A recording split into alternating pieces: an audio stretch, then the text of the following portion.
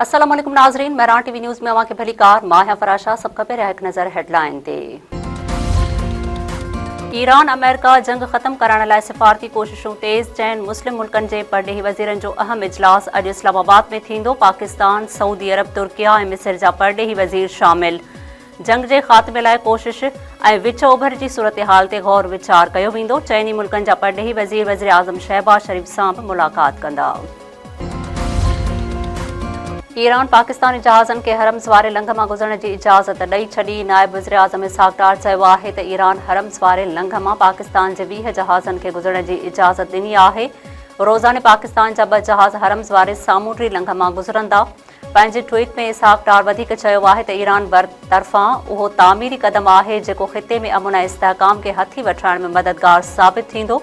ॻाल्हि ॿोल ऐं सिफ़ारतकारी अॻिते वधण जो वाहिद रस्तो आहे।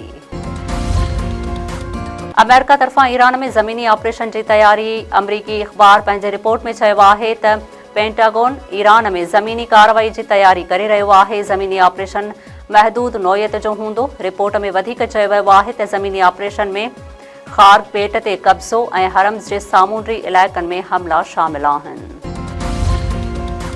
अमेरिका जो वधीक हिकु जंगी ॿेड़ो विच ओभर पहुची वियो। अमरीकी सेंट्रल कमांड जो चवणु आहे त 3500 अमरीकी फ़ौजी विच ओभर पहुची विया आहिनि। सामूंडी ॿेड़े में जंगी जहाज़ ऐं टेक्निकल सामान बि मौजूदु आहे। ट्रंप जे पॉलिसियुनि ख़िलाफ़ अमेरिका में माण्हू रोडनि ते निकिरी आया। वाशिंगटन, न्यूयॉर्क ऐं लॉस एंजल्स समेत वॾनि शहरनि में एहतजाजी मुज़ाहिरा। 3000 खां वधीक हंधनि ते एहतजाज। मिलिट्री बेस ॾांहुं मार्च। मुज़ाहिरनि में हज़ारें औरतूं ऐं मर्द शरीक। गो ट्रंप गो ऐं नो किंग्स जा नारा। लंदन में ट्रंप ख़िलाफ़ भरपूर एहतजाज। 5 लख खां वधीक माण्हुनि जी शिरकत।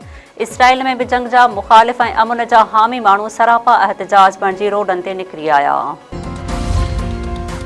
जस्कम बशीर ख़ान सरबराह डॉक्टर नियाज़ कालाणी कराचीअ में साथियुनि समेत गिरफ़्तार। डॉक्टर नियाज़ कालाणी पुनहल सारियो, आसिफ बालादी ऐं ॿियनि खे प्रेस क्लब ॿाहिरां हिरासत में वरितो वियो।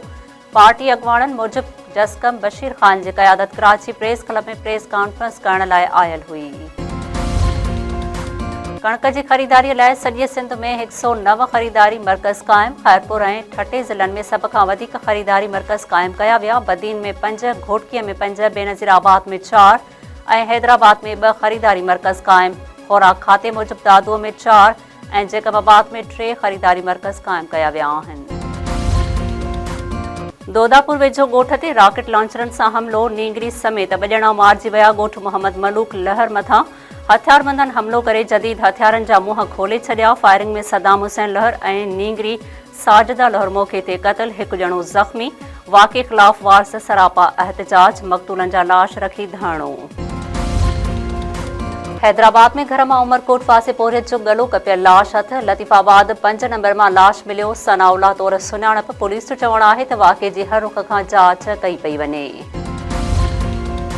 चकवे जो जवाबदार कार ऐं इल्ज़ाम हेठि घरवारीअ खे क़तल करे छॾियो। कच्चे जे ॻोठ कालू कादराणी में औरत शहरू कादराणी जतोई बेदर्दीअ सां क़तल। ज़रियनि मूजिबि जवाबदार घरवारीअ सां कार ऐं इल्ज़ाम हेठि 2 ॾींहं अॻु सौट राशिद खे क़तल कयो हुयो, जंहिं वाक़े खे ख़ुदकुशीअ जो रंग ॾियण जी कोशिश कई वई।